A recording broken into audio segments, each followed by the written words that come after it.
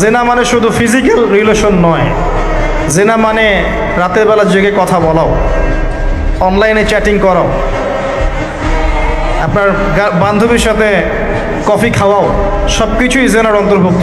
এগুলো ছাড়তে পারলে আল্লাহ পাক আপনার দোয়া কবুল করবেন। ওইভাবে যে 3জন ব্যক্তি গুহায় আটকা পড়েছিল, মনে আছে? গুহার মুখের মধ্যে একটা পাথর এসে গেল, সবাই বলছে আজকে আর বাঁচার বুদ্ধি নাই, নিজের আমল দিয়ে আল্লাহর কাছে বাঁচতে চাও। তার মধ্যে একজন বলছে আল্লাহ, আমার চাচাতো বোন ছিল, তাকে পেতে চাইতাম, সে রাজি হয়ে গিয়েছিল 100 স্বর্ণ মুদ্রার বিনিময় করতে তার রানের মাঝখানে। সে ওই সময় বলেছে তুমি আল্লাহকে ভয় করো, আমি মুদ্রাও দিয়ে দিয়েছি, ওখান থেকে আমি জেনা না করে চলে আসছি। আল্লাহ, এই কাজ যদি তোমার পছন্দ হয়ে থাকে, আজকে এই মৃত্যুর হাত থেকে আমাকে বাঁচাও। এই পাথর সরে গেল। এটা দলিল দিলাম, জেনা ছাড়তে পারলে আপনার দোয়া, যে কোনো দোয়া আল্লাহ কবুল করবে ইনশাআল্লাহ। শুধু তাই নয়, আরশে আজিম আল্লাহ পাকের সবচেয়ে বড় সৃষ্টি, এর নিচে আল্লাহ পাক 7 শ্রেণীর মানুষকে ছায়া দিবেন। তার মধ্যে এক শ্রেণী হচ্ছে সেই যুবক যাকে কোনো সুন্দরী নারী আহ্বান করেছে খারাপ কাজ করার জন্যে, উচ্চ বংশের, সে বলেছে আমি আল্লাহকে ভয় করি। পারবেন ইউসুফের মতো হতে? আল্লাহ পাক তৌফিক ইনায়াত করুন, আমিন। আপনি জেনা থেকে দূরে থাকেন, আল্লাহ পাক আপনার ঘরে খাদিজা রাদিয়াল্লাহু আনহার মতো মেয়ে দিবে ইনশাআল্লাহ।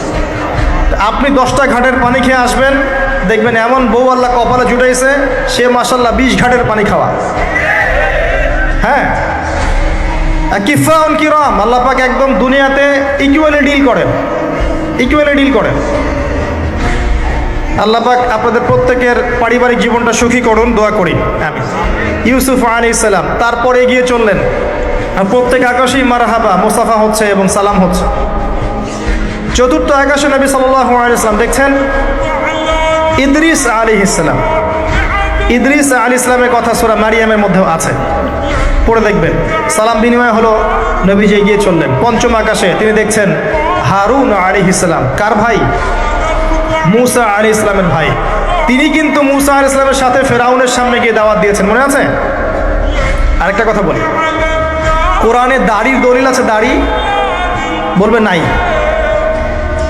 কোরআনে কোথায় দাড়ির দলিল আছে বলেন তো দেখি, কে বলতে পারবেন? কঠিন প্রশ্ন। 500 টাকা পুরস্কার দেবো আমার পক্ষ থেকে, জান।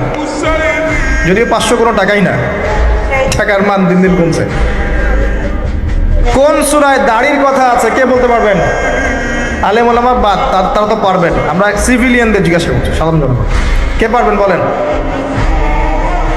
কোন সূরায় দাড়ির কথা আছে?